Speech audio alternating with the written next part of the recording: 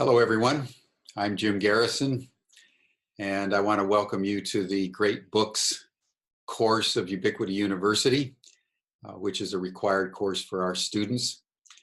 And I want to say, first of all, that Georgie Szabo is not going to be with us today. She has gotten ill, so I'll be handling the course on my own. As you all know, we meet once a month. And every 2 months, we consider one of the great books. I just want to say to all the students that are on the call, as I indicated in my communication, I hope you're ready at the end of my lecture to ask a question or make a comment, and that will constitute our discussion with anyone else who wants to join. And then we're going to do something new today, which we hope will continue over the next several months at least. And that is that I'm going to invite Laura Madsen, one of our students, to present just very briefly a summary of the paper that she wrote on the book that we considered last trimester on the autobiography of a yogi. Her paper was so good that I gave her an A+ and asked her to share her summary of the course. So we'll do that right toward the end. But I just want to welcome everyone and thank you all for joining. We're considering one of the contemporary books, and I have audaciously included it as one of the great books because, as I said last time, it is the clearest and most incisive analysis that I know of on the phenomenon of Donald Trump, who has emerged in the United States and onto the world stage as a extraordinarily challenging figure, someone who is engaging in all kinds of demagoguery, racism, sexism, xenophobia, bashing the foundational institutions of the constitutional system that constitutes the United States, challenging the integrity of some of our fundamental alliances like the NATO alliance, the United Nations, pulling out of the Paris Climate Accords, and seems to be doing the bidding of Vladimir Putin. So we in the United States have the extraordinary phenomenon of the president essentially serving as an agent of the Kremlin. And you can't make this stuff up. But this is in fact what the special prosecutor, Robert Mueller, is investigating. The degree to which Donald Trump and the Trump organization and the Trump campaign colluded and conspired in a treasonous way with the Russian government to subvert the 2016 presidential election.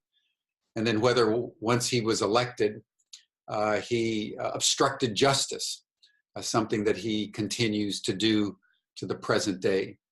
And the American public, the world public, is seeking to understand this phenomenon, seeking to challenge it in every way that we can. So how we understand Trump is a very important contemporary imperative. And again, it's Naomi Klein in her book, No Is Not Enough, that gave me the insight that I began to expound on last month, and I want to continue in this second lecture. Naomi Klein is both a Canadian and US citizen. She was born in 1983 to parents who had left the United States during the Vietnam War, and she has been an author, a journalist, and a commentator of extraordinary insight. And she points out two or three fundamental facts about Donald Trump that we need to consider. And so in the next few minutes, I'm going to try as best I can to condense down this amazing book. But I recommend it to everybody on this call, not only for academic interest, but it's because of the political challenges. This next year, 2019, is going to see the denouement of the Donald Trump presidency as Robert Mueller completes his investigation. And the US public and the US political leadership makes a decision whether to impeach and possibly imprison, or whether there will be enough of a failure of will that he is allowed to triumph. But quite literally, the constitutional system of the United States, and possibly the fate of the earth, if you include climate change, hangs in the balance of the presidency of Donald Trump, and whether we can stop this locomotive that seems to be gaining momentum.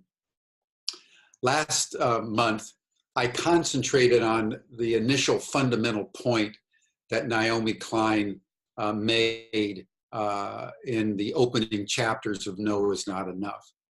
And that is one of the reasons why Trump is so extraordinarily effective is because he's not playing by the rules of politics. He's playing by the rules of brand, because he is not only a super brand, but because he's now also president of the United States, the Trump brand and the presidency have been fused into one phenomenon. And so to understand the phenomenon of super brands is essential. I'll just summarize what we went into detail about last month. Remember that 75 years ago, even 50 years ago, companies built products. And they certainly had brands, but the brands were secondary to the quality of the product that they built. In the 1990s, at 1980s beginning, but basically flowering in the 1990s, came the super brands, the Nikes, the Apples, the Starbucks of the world, who understood that people could be compelled to buy a range of products if they were sold an idea. Michael Jordan was the first one who was associated with the term super brand. And Nike, Apple, Starbucks created the lifestyle brand. And what they realized very quickly is that if you sell a lifestyle brand, you don't have to worry about the product very much. In fact, you can build your products anywhere in the world, because what you're selling is a concept in people's minds. And that once you do that, you can increase your prices, as Apple does. Starbucks took a cup of coffee from 15, 20 cents to $2 or $3 or $4 or $5 a cup of coffee, depending on what you had in it. Nike running shoes, walking shoes, were sold for hundreds of dollars a pair. And they were being built for only several dollars somewhere in the third world. So the rise of the super brands. And what Donald Trump did is that he came in as a high-end real estate developer in New York and created the Trump brand as a super brand. And I told the story of Trump. The game changer in the life of Trump was when he transitioned from not only being a real estate developer, but the star of The Apprentice in the early 2000s. And the whole ethos of The Apprentice was the brand of cutthroat ruthless capitalism. And what it began to consolidate around Trump is the ethos that in a world where the prevailing institutions were collapsing, where more and more people were jobless, where people were employed but getting decreased salaries, insecurity was rampant, the rich were getting richer, and the poor were getting poorer. Trump said, you can be like me. You can be rich, you can be powerful, and you can absolutely crush the competition. You can fire people. And I told the story of the opening of The Apprentice, showing a man homeless and derelict on the streets of New York. And then it cut away to Trump in his stretch limo, living the life. And the basic communication is, you can be like me. Money is power. And that the capitalist system is about winner take all. There's no getting to yes for everybody. It's I win, you lose. And if you don't win like I win, you're going to end up like the homeless. And he took, his genius was that he took the anxiety, the growing desperation that was the result of the super brands no longer putting value into products, but putting value into concepts, hollow brands, creating the alienation of modern US, European, and Asian society into a reality show in which the very people like Trump that were producing the problem spun the whole thing on its head and became the solution. You too can be like me. Now, the aspect that I want to go into today is that great point of Naomi Klein's, where she says the fundamental truth here is to understand that Trump is not an exception.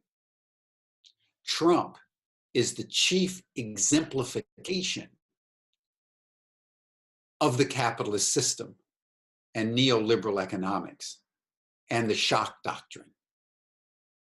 And that basically what the United States is experiencing for the first time in its history is that all the chickens are coming home to roost.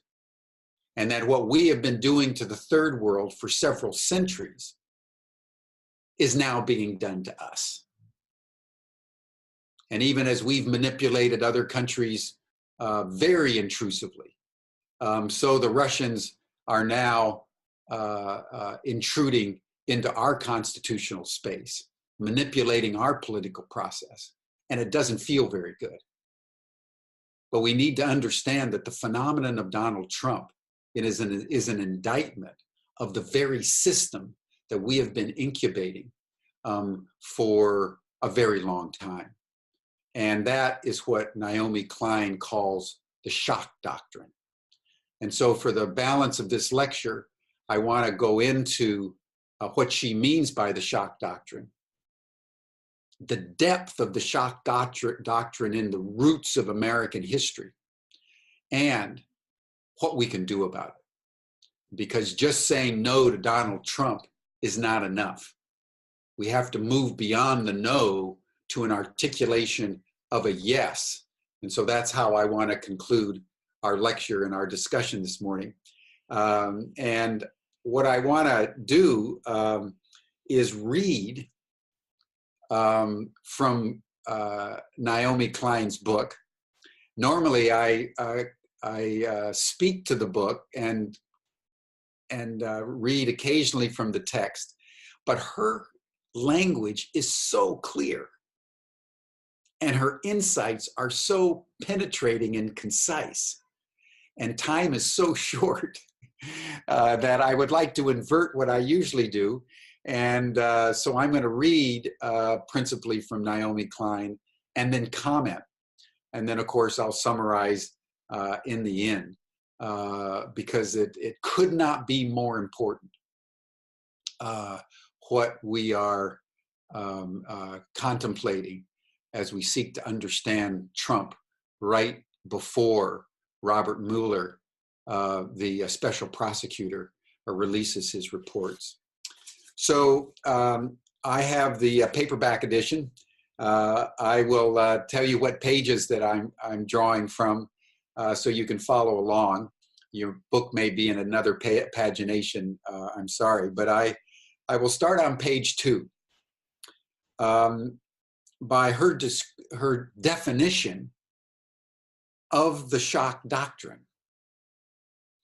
The term shock doctrine describes the quite brutal tactic of systematically using the public's disorientation following a collective shock, wars, coups, terrorist attacks, market crashes, or natural disasters, to push through radical pro-corporate measures, often called shock therapy.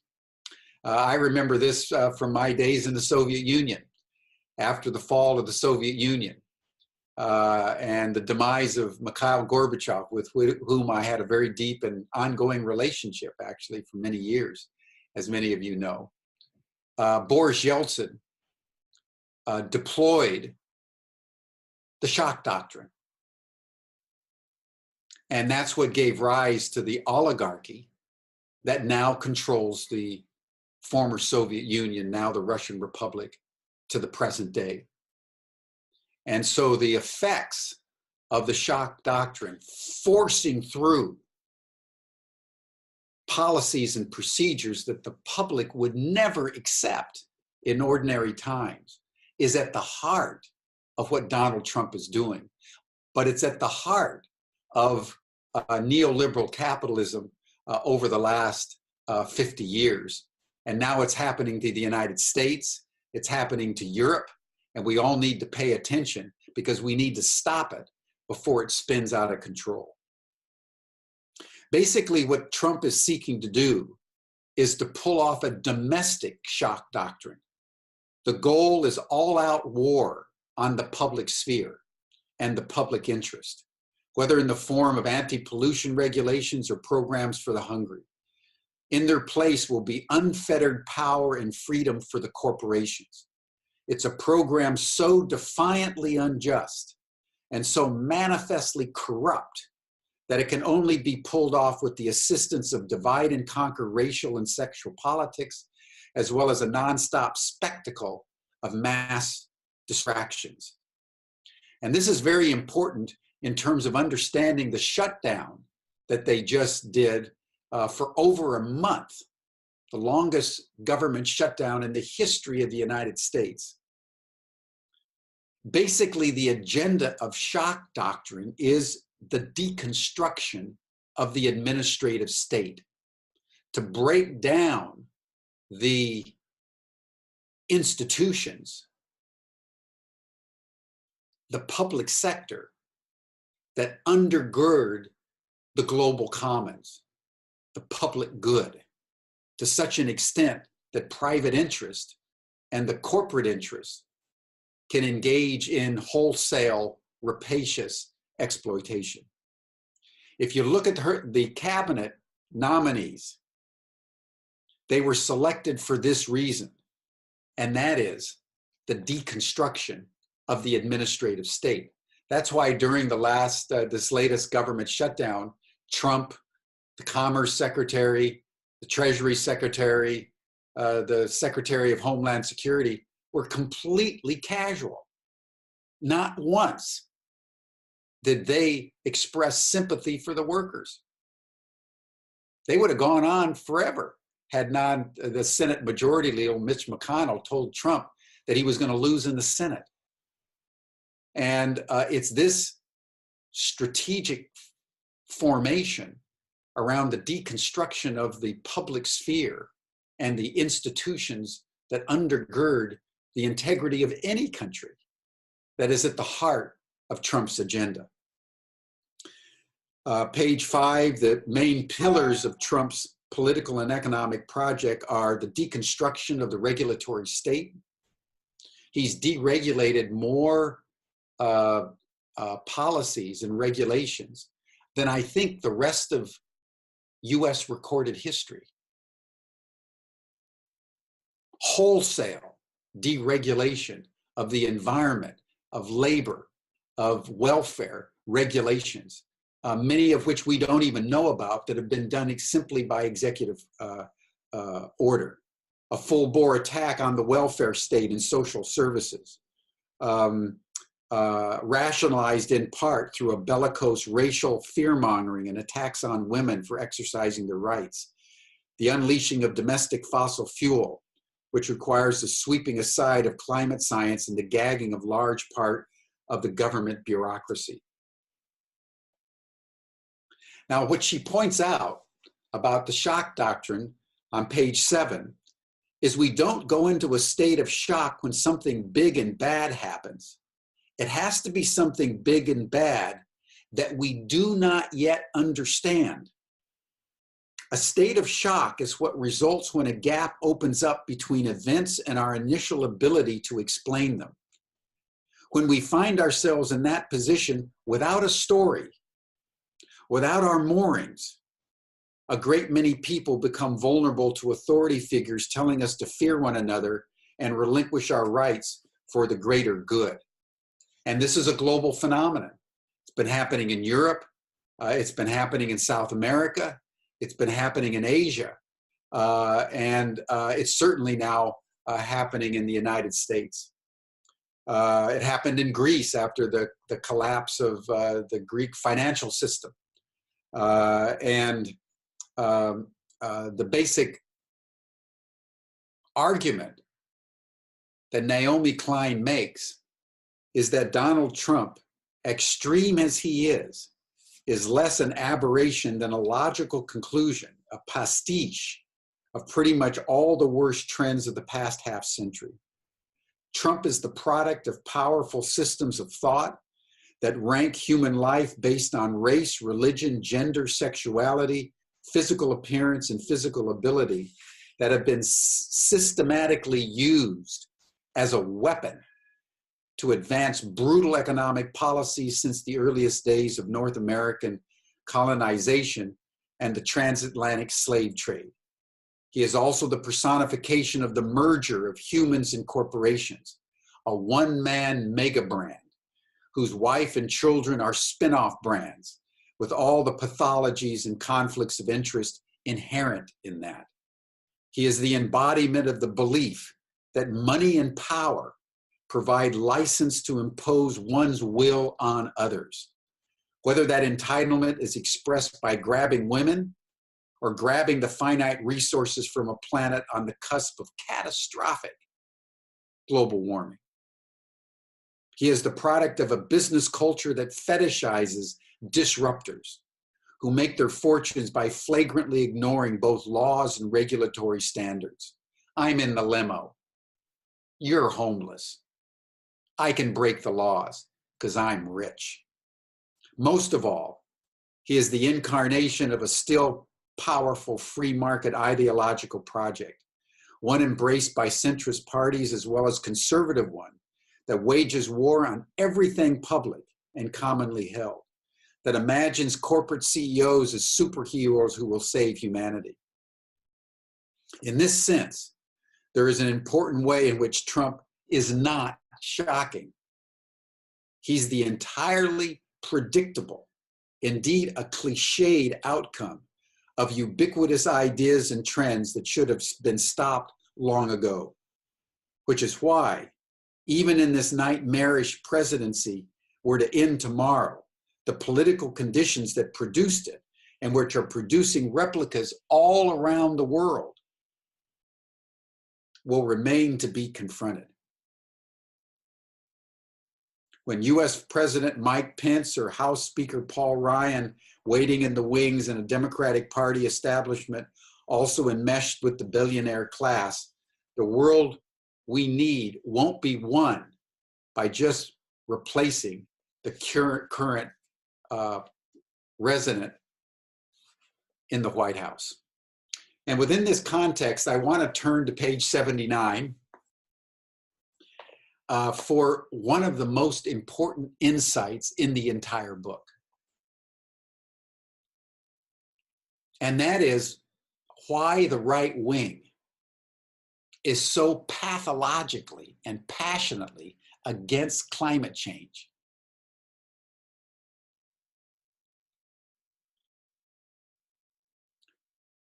When hardcore conservatives deny climate change, they are not just protecting the trillions in wealth that are threatened by climate action.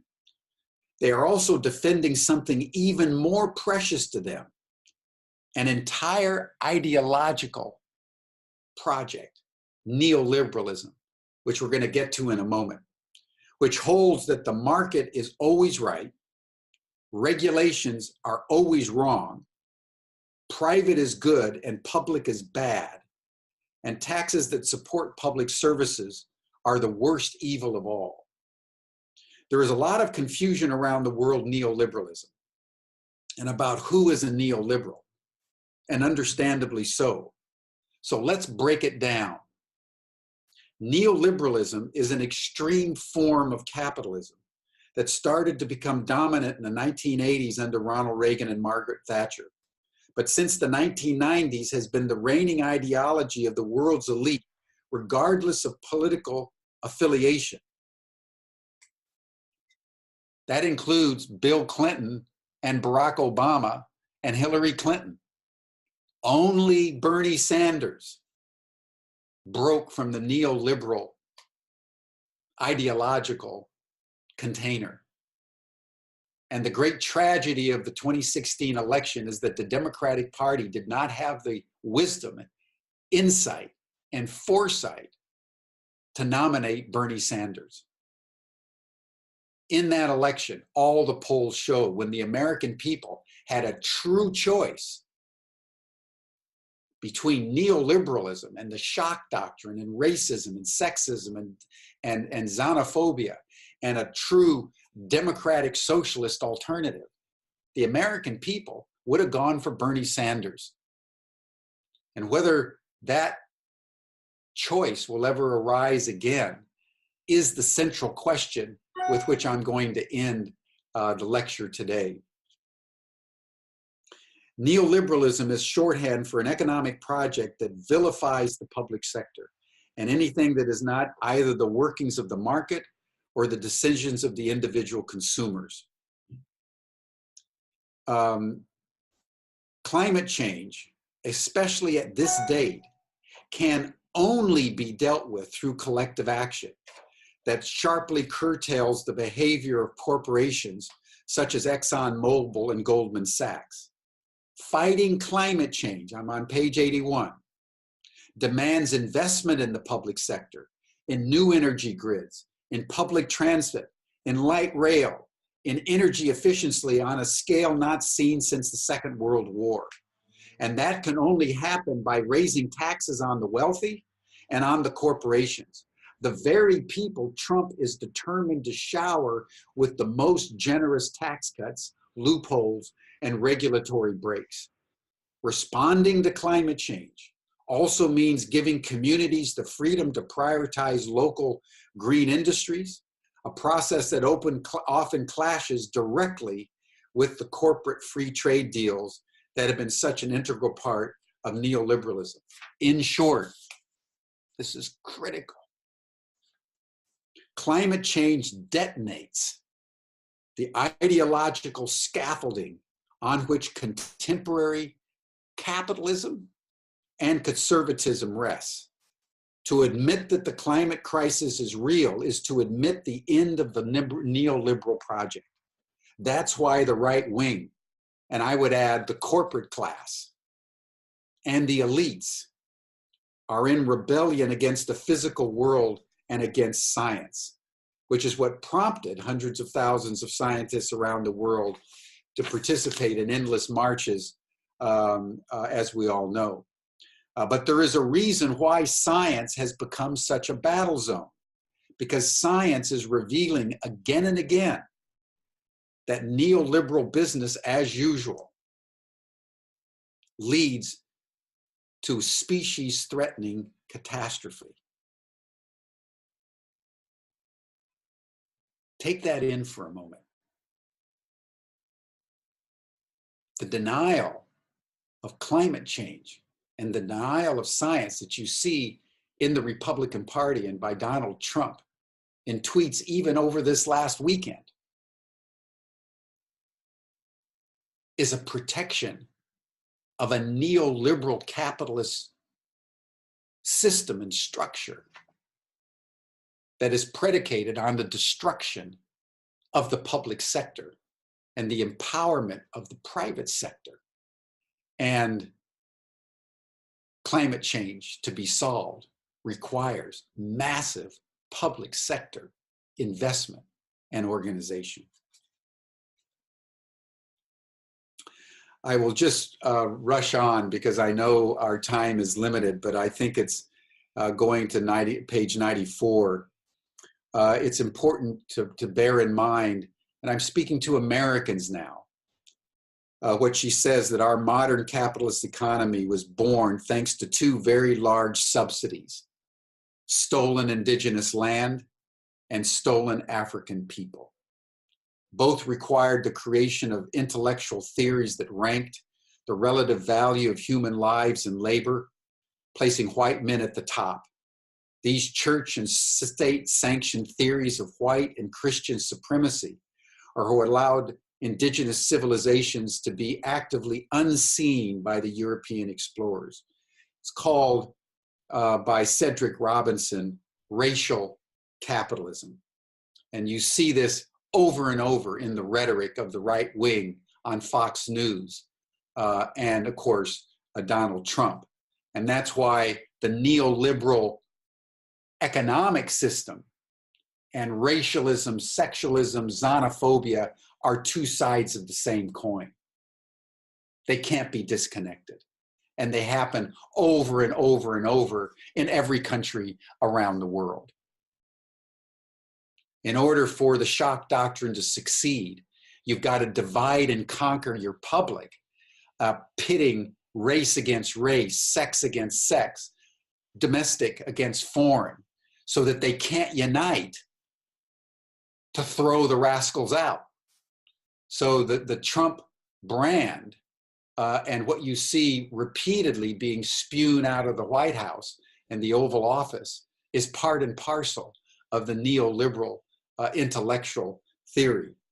And as a civil rights lawyer, Michelle Alexander wrote in her book, The New Jim Crow Laws, the policies of racial hierarchy have been the ever-present accomplices to the market system itself as it evolved through the centuries.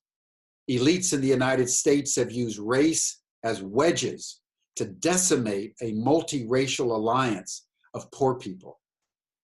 First in the face of slave rebellions, then the Jim Crow laws, and then after the Great Depression, and now currently in the United States. And then on page 96, nothing has done more to help build our present corporate dystopia than the persistent and systematic pitting of working class whites against blacks, citizens against migrants, men against women. White supremacy, misogyny, homophobia, transphobia have been the elite's most potent defenses against genuine democracy. A divide and terrorize strategy, alongside ever more creative regulations that make it harder and harder for many minorities to vote, is the only way to carry out a political and economic agenda that benefits only a narrow portion of the population and exploits everyone else. It's the tool used by the 1% to keep the 99%, all of us, divided, demoralized, disempowered, and unable to collectively come together in a way that will serve as a counter to the rapacious shock doctrine that they seek perpetually to implement.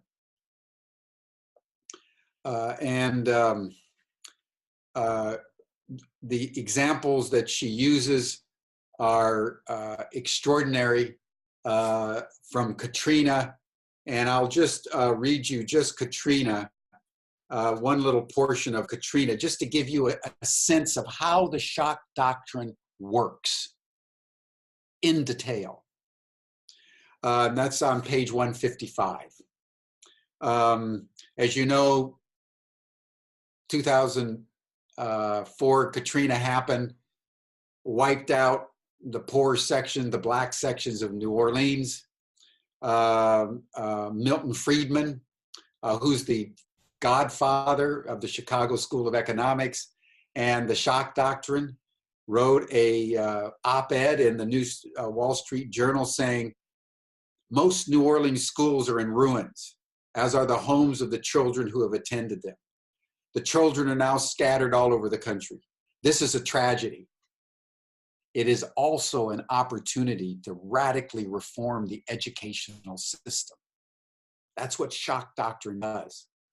You go into a crisis and you do what the people under normal circumstances would never even countenance as a possibility. This is how it happened. And who was the prime mover? Mike Pence, who was then in the House of Representatives and is now Vice President of the United States. So if we get rid of Trump, we get Pence. And that's Naomi Klein's point. You cut off the head of the Medusa and another head is going to spring up. You rip out Trump, you get Pence.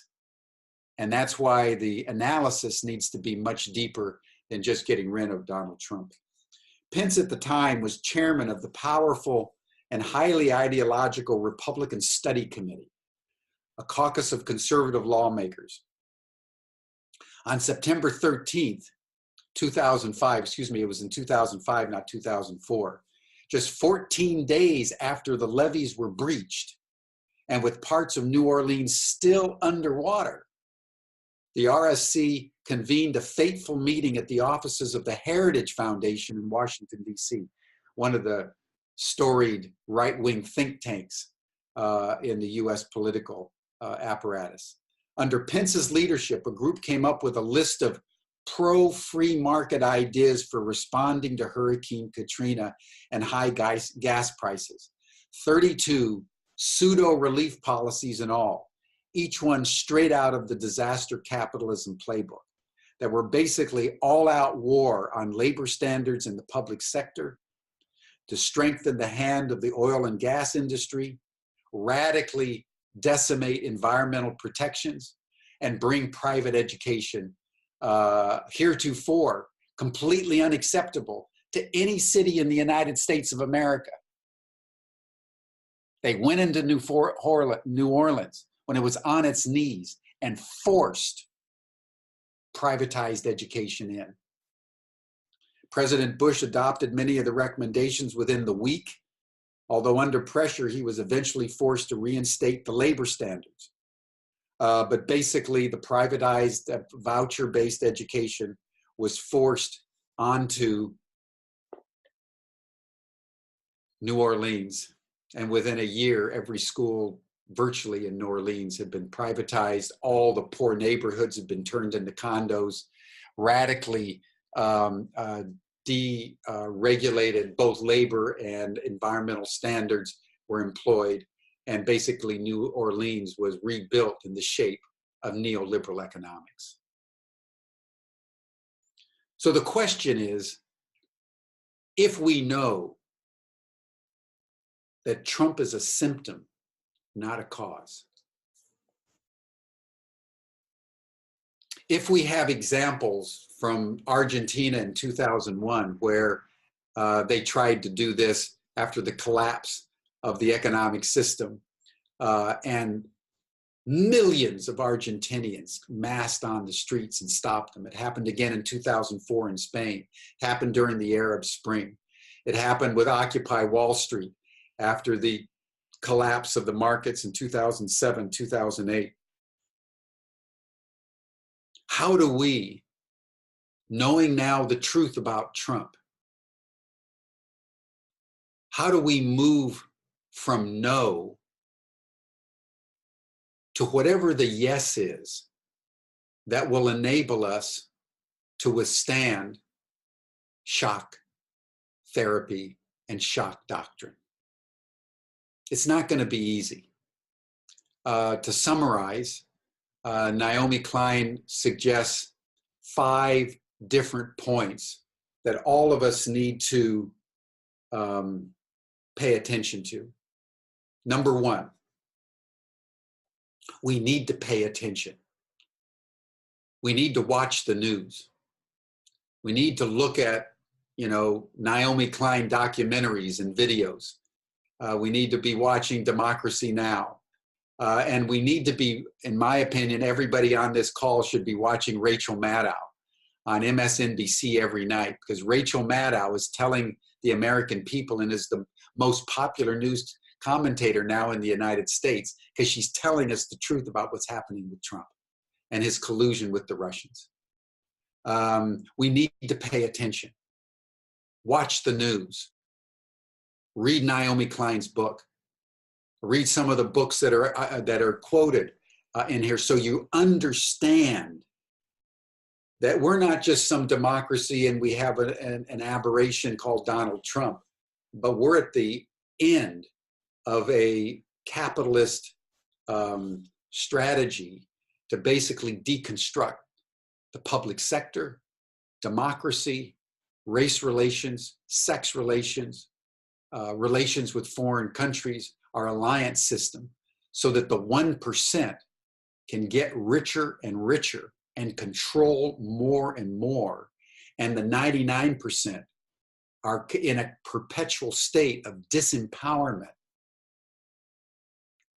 with an inability to organize. Because it's our capacity to organize that is the key to moving beyond no. And that's her second point. We've got to be willing to come into the streets. It's happened brilliantly under Trump. Largest demonstration in the history of the United States happened on Inauguration Day with the Women's March.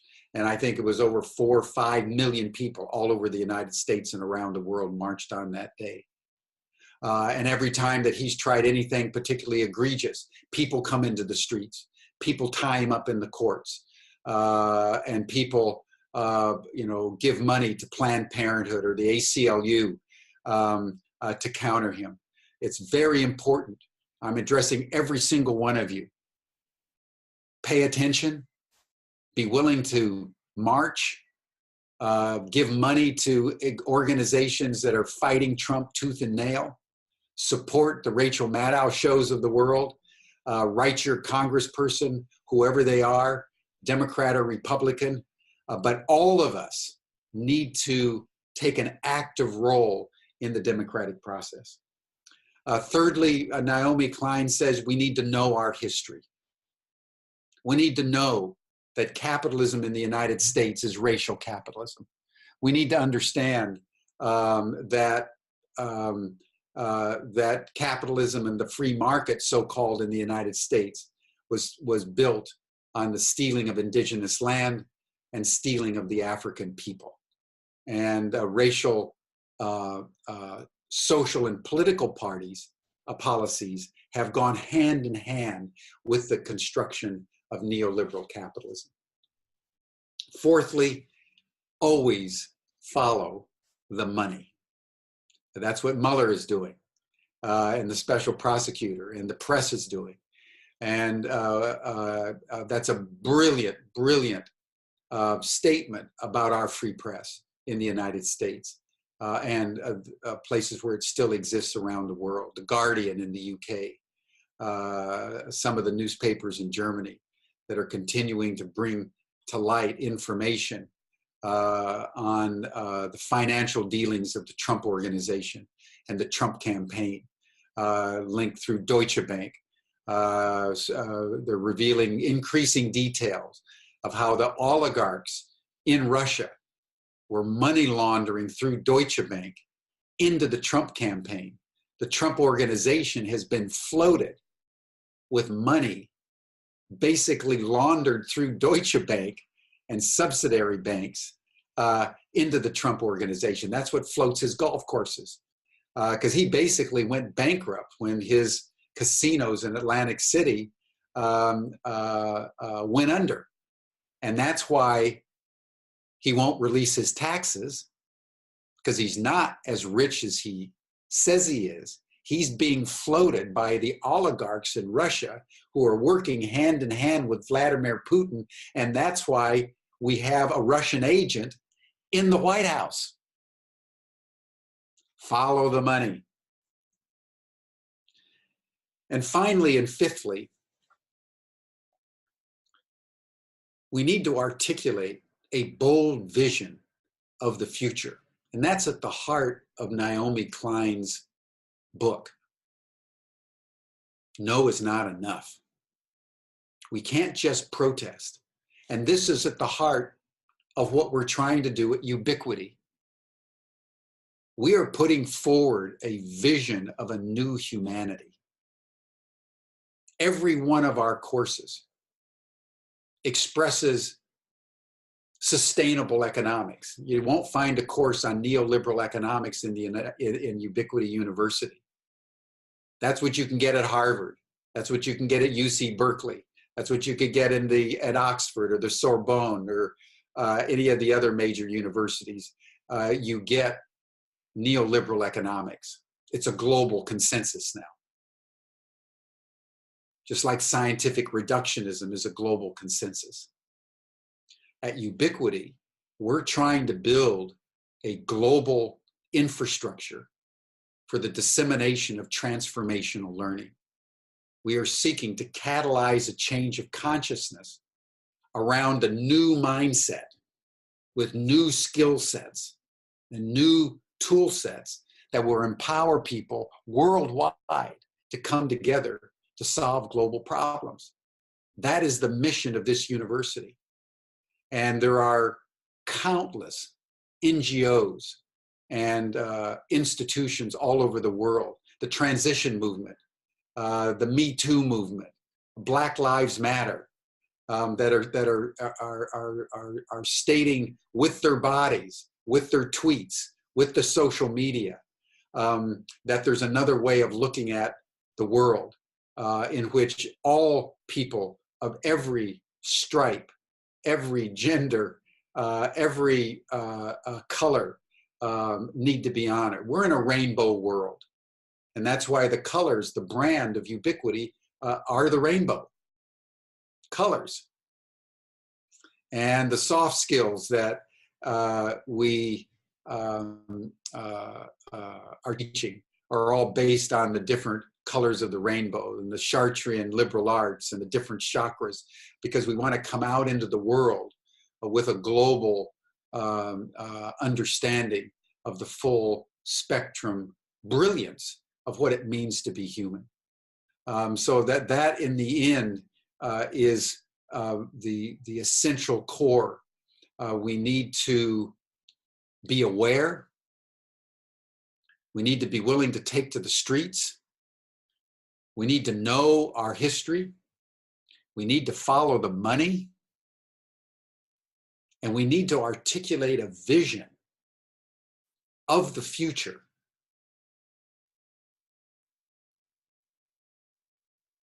that can unite the diversity of humanity, currently divided with strategically intentional policy formations around racial division, sexual division, domestic foreign divisions, fear, hatred, animosities. That's what's being formulated by the Trumps and the Fox Newses and the Republicans parties and the right-wing dictatorships around the world.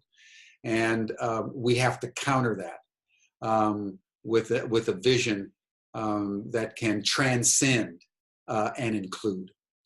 And that's why I brought Naomi Klein's book to you, because over the next several months, over 2019, I believe Trump is going to be called to account.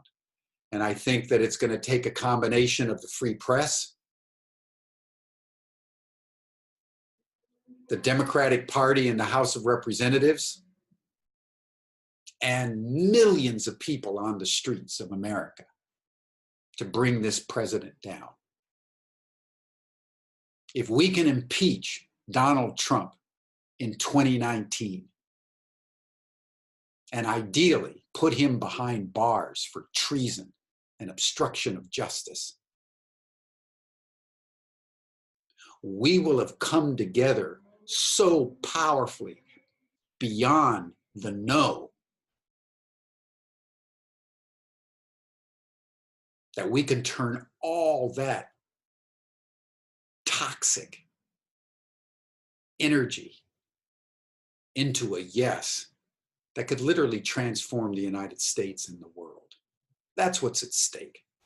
And that's why every single one of us needs to know what's happening and understand that we all need to be the proximate causation of the yes that the world so desperately seeks. So I'll close my remarks there and open it up to some, let's see here. I want to get to the attendees and I want to get to, I want all the students to raise their hands. I want some comments here. I would hope some people don't entirely agree so we can have a good debate. And we will have a discussion for about a half hour, and then we'll close with Laura Madsen. So I see a bunch of hands, so I'm going to start at the top. Vivian, why don't you make your comment or your question, and then we'll just go down the list. Can you hear me? Yes. So I loved what you said about everything, but I wonder often about if when Obama at the end of his presidency was faced with what the Russians were doing, what could he have done at that point? And my idea is very Pollyannic. I have a conspiracy theory of my own that I think they let the rope out to let Trump hang himself. Just what else could they do? And I'd like, to know what you think about that, that I think that the vileness that has come out has been unveiled so that the people can see it. And I've been, I was Democratic Party chairman for my little county in Stokes County, North Carolina. And apathy in 2014 was rampant. I couldn't get anybody to do anything. So now people are engaged. And in my little county, we had a coal ash spill into our beloved Dan River. And Al Gore and Reverend Barber united to come, and it happens to be in the historically African-American section of town where, where the coal ash is stored. So the social justice movement descended on my little county in North Carolina. And now they've joined together in the Poor People's Campaign. That somebody just posted about that. I am a mentor with the group going to Atlanta to help with the Climate Reality Project. I've been doing that for 12 years. So beautiful. But my little county, my question is, Trump being a mirror to show the, our evil, and this is what I'm writing on, so I'm kind of using a little bit of the words, our evil twin that we see in the mirror, that we are complicit with putting all that coal ash because we benefited from this really low 5 cent per kilowatt hour coal. So we're the ones who put the coal ash there, but now it's polluting our lands. And I just think people are finally seeing it. and I think that, I just want to know that, what do you think that Trump and, I mean, not Trump, but Obama and even, the powers that be, are they letting this out so that the people, because that's what we need, is the people to come and rise up. That's all. Yeah, well, thank you for your comment. I think, in fact, I wrote op-eds on it at the time. I think there's a connection between the presidency of Barack Obama and his failure to be the kind of transformational leader we needed, and the rise of Donald Trump. Yep. When Obama came in 2008, he had an overwhelming majority. He had a majority of the Democrats had the majority of the Senate and the House for 2 full years. And they basically did almost nothing to call Wall Street into account after the collapse of 2007, 2008, and didn't anything on climate change. And basically his failure as a leader created a consternation in the process. I was one of those who, in the summer of 2016, who realized that there was something very nefarious being done. And you remember the intelligence communities came out about that. And once again, Barack Obama, instead of leading and challenging, basically did nothing. And so I think, and this is obviously, I know a lot of people like Obama, and he's a very nice person. But I don't believe that he was qualified to be president of the United States. I think he was too young. I think he was too inexperienced. I think he was gamed.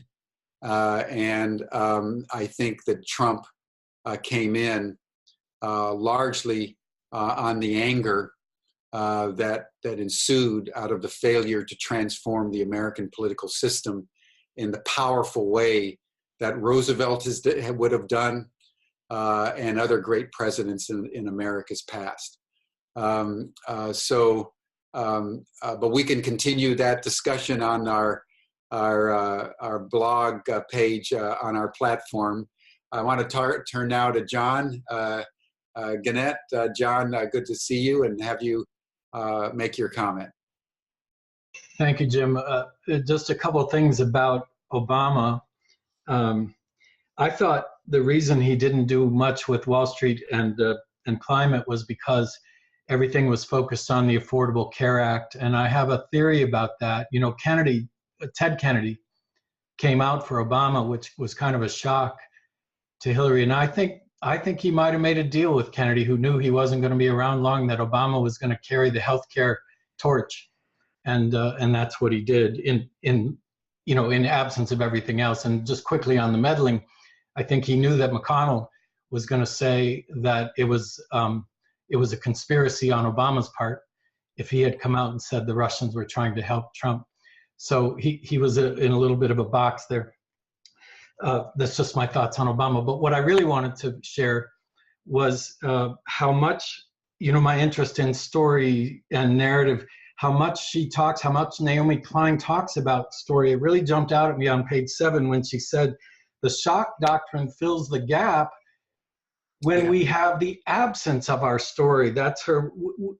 So something like 9/11, as we're processing it, we have lost track of our story, and the shock doctrine fills in. And I wanted to share the work of Marshall Gans. I don't know if you know the name. He was an organizer with the United Farm Workers, and he worked with the Obama campaign on something they called Camp Obama, which was a leadership development program. And his program was called Public Narrative.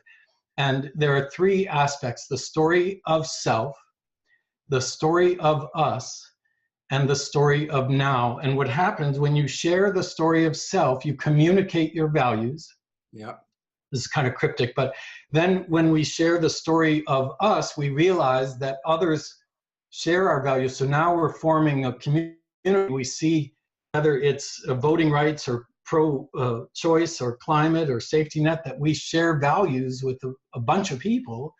And now we have the collective, and then we must do the story of now, which is what she's done with the manifesto. Absolutely. Because when he talks about classic story structure, the hero's journey or what have you, there's a choice to be made. You're faced with a challenge, a choice is made. And we see that historically in Joseph Campbell's work and that kind of thing. But we are at a point where we are facing a challenge. We must make a choice. The outcome is uncertain, but we're at that point where we need to make the choice. And that's what we do as the collective. And what was really illuminating for me from Marshall Gans is I was not making the connection, well, how do you motivate people? How do you galvanize people? And his point is the sharing of our narratives, the public narrative, is galvanizing in itself.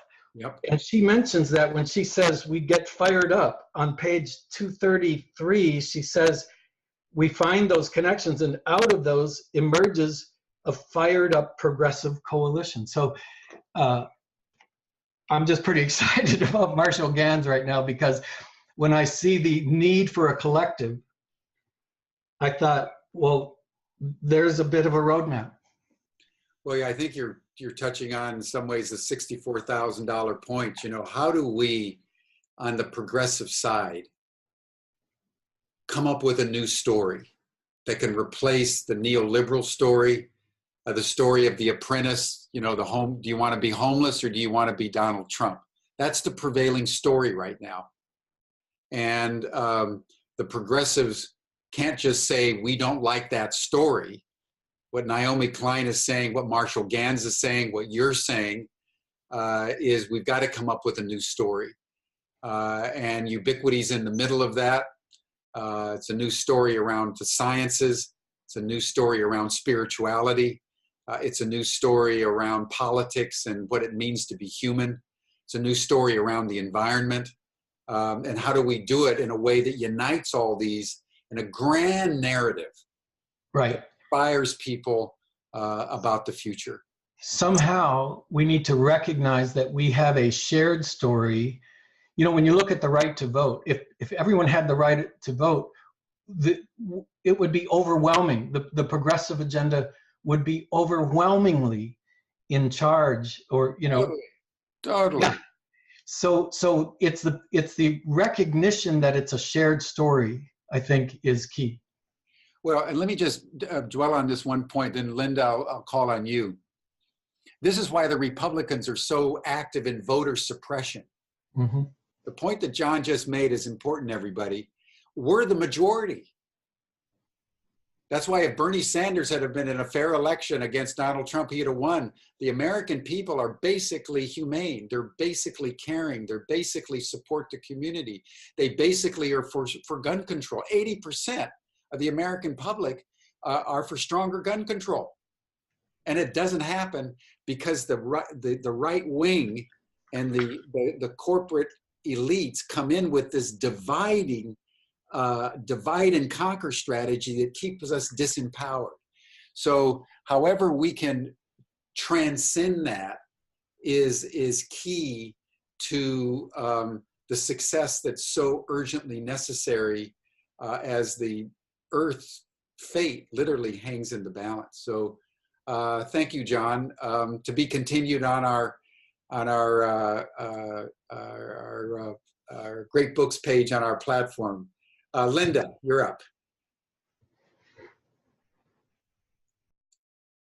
I think I was muted. Can you hear me? Yeah. Okay. Thank you, Jim, and everybody. Them to be able to their videos on, Georg. I was missing seeing people. Yeah.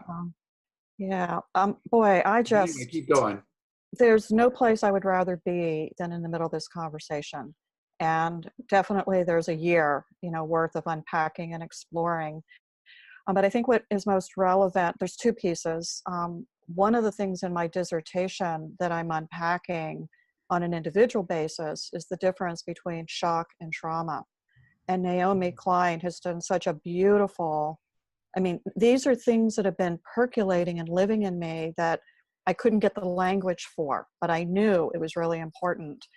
And today you've really brought into view why her book is so electric for me, because of this whole teasing out of shock and in shock not having the narrative or the story. And I appreciate the person that just spoke, because I'm kind of stalled in my writing of Autobiography of a Yogi. And what I'm working with is this whole thing of his story and how important it is. And yet these collective we spaces that are emerging on the cutting edge of is all about kind of transcending the story, and it drives me crazy. And so I've really been working with that. And so I love this piece of the collective narrative that we're needing to build. And then lastly is the exploitation. You know, that when I immigrated to New Zealand, I had no conscious awareness of having been exploited until I was in a culture that it was missing. And I was really shocked to realize that I wasn't feeling exploited, which brought into view. And so returning to the US, that's where the personal shock has been, in not wanting to become part of this culture again, but not wanting to participate in everything that Naomi Klein has so beautifully brought into view. And I see her as a true visionary. You know, oops, something just happened there. Okay. You're back on. Okay. You know, she's a visionary that what she was writing about is so relevant today. And there's absolutely no way that we can't be involved. And, oh, I just got real big on the screen there. That's a little shocking. Can I make myself smaller? That's No. Okay. Yeah.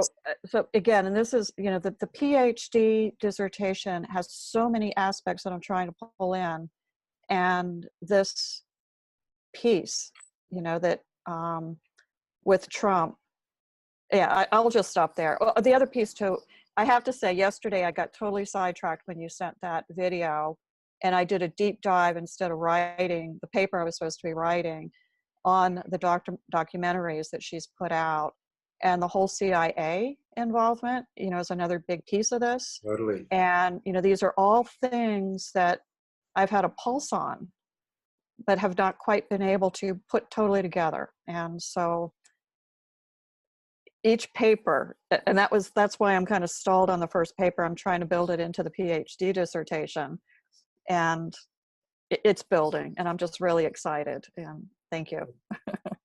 By the way, everyone, Linda's are going to be our teacher assistant, and she's the one who's going to follow up call by call and make sure everybody's interacting on our Great Books page, and so we can continue the dialogue between the lectures, and for all the students, you know, participation on the call and then participation on our forum is very important. And so I want to thank Linda for volunteering to be our TA. It's going to be very exciting to get everybody interacting full-heartedly.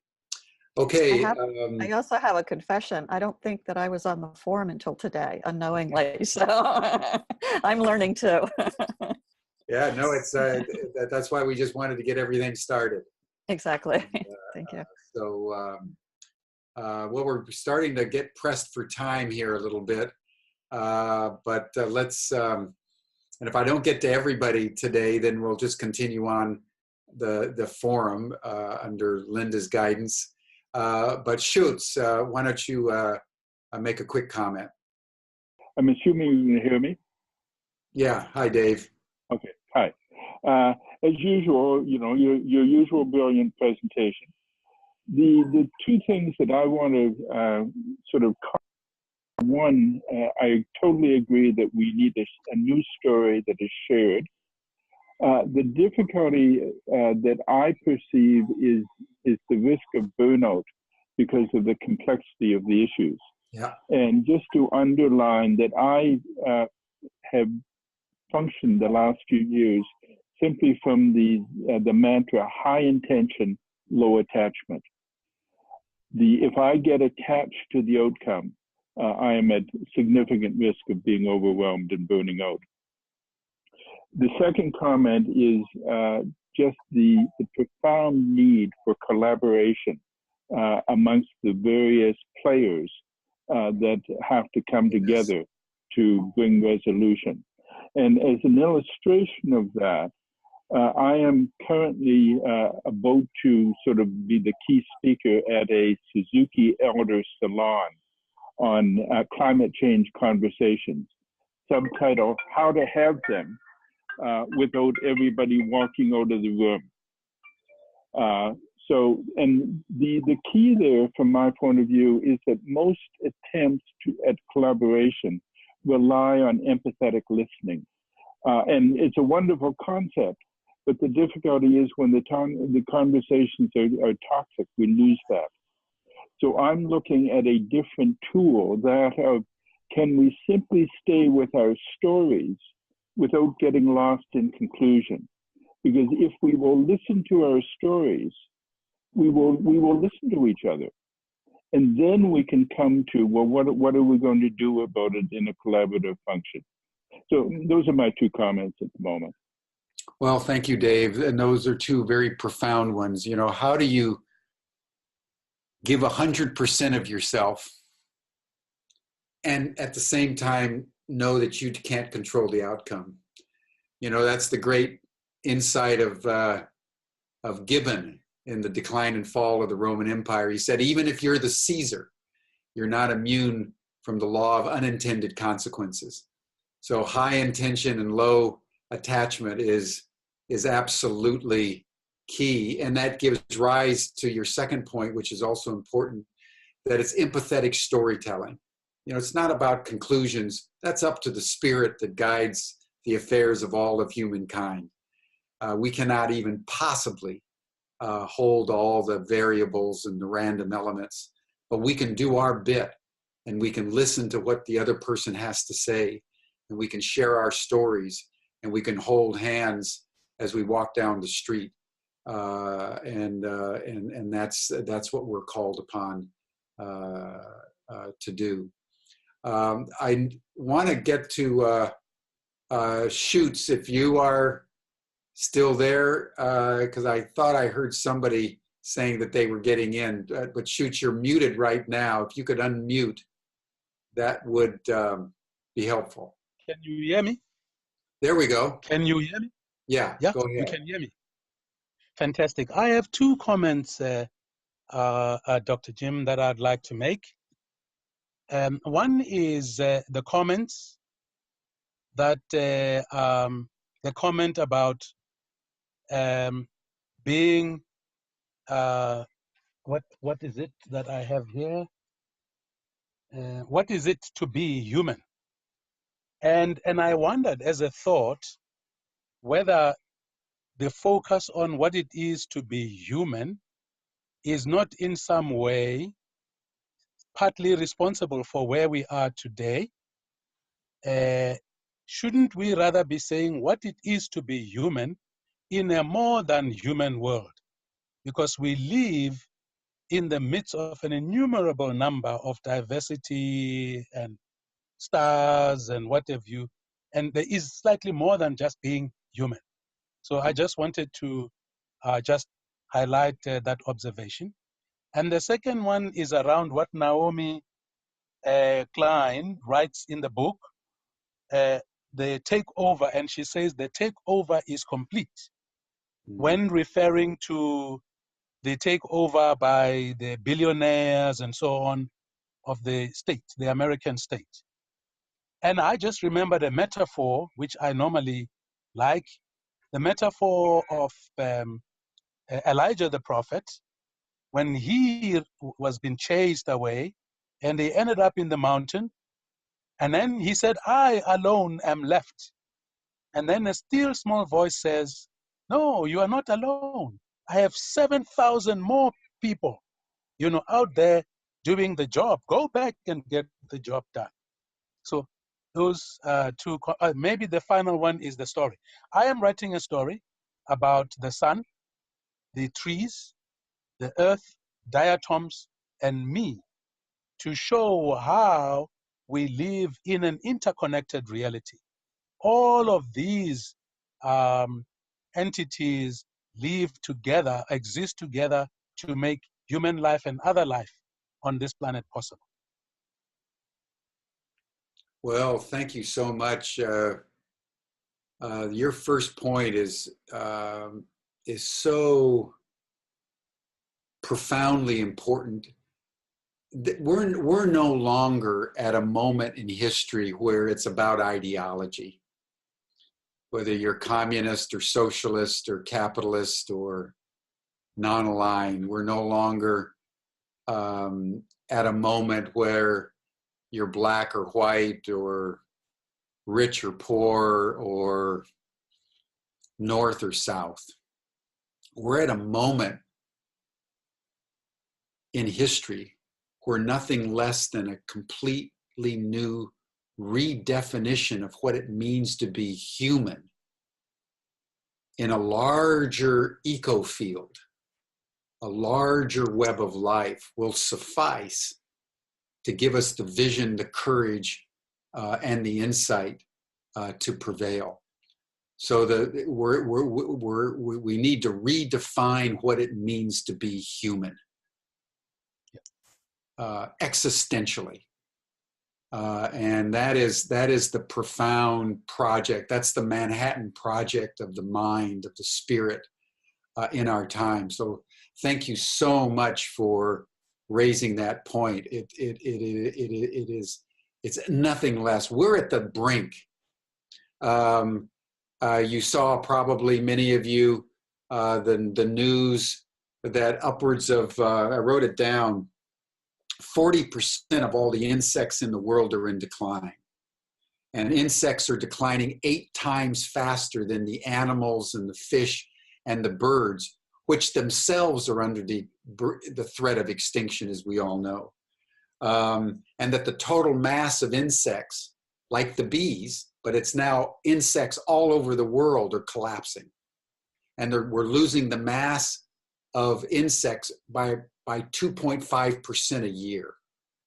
And the scientists are saying that that's like the krill in the ocean, right, that feed the entire food chain. If you wipe out the insects, and you're going to wipe out life, because they're foundational to the whole ecosystem. So in the face of this, in the face of the International Panel on Climate Change, the Intergovernmental Panel on Climate Change, saying that we've got till 2030, we have got to completely reframe who we think we are on this planet. We're out of control. Yeah. And nothing less than a revisioning of who we are will suffice. And to your second point is, when we start to do this, there are millions and millions of NGOs all over the world that are working as hard as every single person on this call is to do the right thing. And whether it's Dave McCory going to give a lecture with the Suzuki elders, or Vivian, working in the Carolinas, or John, working on developing new stories, to all of us working in the ways that we are. There are more of us than there are of them. The story of Elijah is the story of our time. He thought that King Ahab and Queen Jezebel had won the day, and he went off, was depressed, feeling sorry for himself. And then the Lord came in a still small voice and said, Elijah, look, there are thousands of people like you who have not bent the knee to Baal. Go down, yep. Lead them. And yep. Before it was all over, Ahab and Jezebel were dethroned because he understood what you're saying, that a new definition of spirituality was at hand, and that he had to be the proximate causation. So that's just a beautiful, beautiful point. And I think, I know there's several others that want to speak, but I'd like to, and I would encourage them to go on our page, because I want to honor Laura and any comment that she wants to make. and then her presentation of one of her papers, because I think that's just an important part so that the students really get a sense of, you know, when we talk about great books, just look at the richness of this discussion today, because what Naomi Klein has written is a great book. It stirred us to our vitals. The crisis is real. The challenge to every single one of us is imperative. What does it mean to redefine the human? What does it mean to come up with a new story? What does it mean to keep the urgency of intent, but completely surrender the outcome? These are profound queries that humble all of us in the face of what we know we now must do. And the Spirit will lead each and every one of us. Not all of us are Elijah, but all of us are called to account at this time. So within that, on that note and in that spirit, I will now transition to Laura. Laura, I don't know whether there's anything you want to say apropos to this discussion opened up by Naomi Klein, but you can do that and then lead us into just a good presentation of your insights coming out of Paramahansa Yogananda's autobiography of a yogi. Thank you, Jim. Wow, this has been so, it's amazing how addressing trauma and shock and all this also is the same, it's the same substance that births the new beginning. Yeah. It's so beautiful to come together and face what we need to face. There's just beauty, and that's what brings us together often, is the crisis. And so I appreciate Naomi Klein's work. It's very different than mine, but I feel like there's a center, and her spoke is very vital, and mine is too. I focus more on the inner. As she calls it, actually, Naomi Klein addresses the inner trump, she calls it, near the end of her book, and how the inner work is so important. And also for what was mentioned earlier, because if we don't do that, we are inclined to have burnout, and if we don't have that inner resource that goes beyond the personal, yeah, beyond the fear, because trauma is a frozen. And in order for that to be thought, and I feel like even the title of my paper, it's called Tasting the Embodied Faith of the Miraculous While Living in a World of Shadow. So it's not about ignoring shadow or trying to get away from shadow. So the whole direction of my paper is, how do we come together to presence the inner shadow, the outer shadow? It's the same mechanism in us, and I believe it's that we're supported in that movement by an unseen force that we can call God, that which unites all life, and it's a force that I felt all my life. I've always known I was born at exactly the right time. I've just known that this is I am where I need to be, even if it wasn't exactly to my liking. There's been a strong center, a strong calling. And I believe from that calling, when we act from that calling, we are acting from a not knowing, in a way. I mean, at the same time, there's something very known flowing through us that feels very right, even in the middle of crisis, but it isn't that I know where I'm being led. I just know I'm on a certain path. And I feel like this book, this fantastic the weightiest spiritual book that I've ever read, and this was the third reading for me, speaks of a level of living that is so foreign to most of us and that's why I address right at the beginning of the book, I mean, there's two ways to take this book. One is kind of to be bemused by it and, wow, there's a few amazing people somewhere in the world that can do this thing and reappear their physical body. And then another way is, wow, that lives in us. That's a movement that I certainly have been blessed to experience. And my whole life, I wrote this, that we're in a crisis of disconnection from who we are as spiritual beings. And the shadow just doesn't go away. So those are my two fundamental points. So we don't use our spiritual, the beauty of that never can be destroyed, to escape that which is life, where we're here on the planet. So it's not about, it's about how do we touch that? How do we become, how do we thaw? Because we've been conditioned in an environment that's very ignorant of who we are as spirit.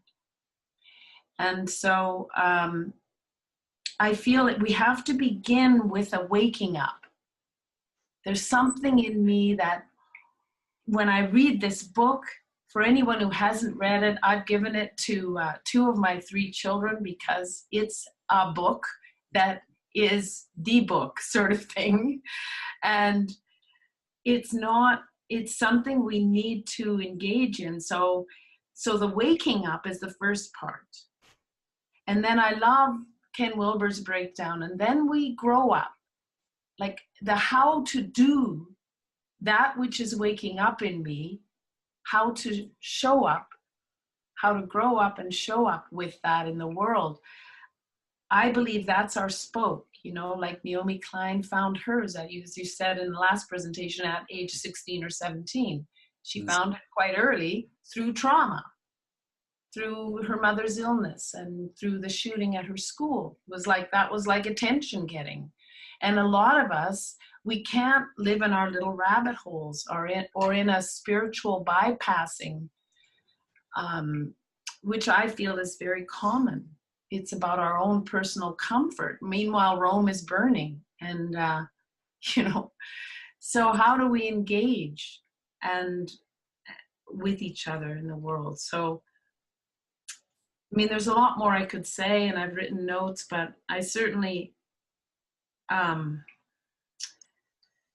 feel this is a privilege to be in a forum like this where we support this movement that we're all here to facilitate, whether we know in what way yet or not, isn't the point. The point is that we're willing to move beyond what we've been conditioned in. And I believe we're taken somewhere. And I believe that's embodied faith. And that's, I feel like there's a lot of points that are connecting now for all of us that are important. So thank you. It wasn't really a presentation on my paper, but it felt like so rich today. I just wanted to add a few things. So. Well, no, thank you so much, Laura. And by the way, I sent Laura's paper out to all the other students. It was so good. But I appreciate that. That's a beautiful note with which to end. At the heart of the new humanity is embodied faith, embodied knowing that we're part of a larger life, and that doesn't mean we escape the shadow. We live our embodiment within the context of shadow. That's what the world is the light and the shadow. And I, really appreciate this notion as we think of the politics that we will traverse over the next few months in the United States and around the world. We could have an economic meltdown that would dwarf what happened in 2008. We could have war. We could have pestilence. We could have an environmental catastrophe of one kind or another, because that's our world. And how do we live the new story? How do we embody the new humanity? How do we articulate the new way of being in community at this time? That's the test of the yogi. That's the test of all of us on the path of light. I always remember Plotinus in these times, where he says that all of the universe breathes together. And I think the embodied person is breathing with the universe. And I love it, Laura, that you know that you were born at the right time, in the right place, for the right reason. And that's an inspiration to all of us. And it's within that context, I think we'll close with the image of Elijah. We are not alone. There are more of us than there are of them. There's more light, as Martin Luther King says. In the end, the universe bends toward justice. And I carry that in my heart every day.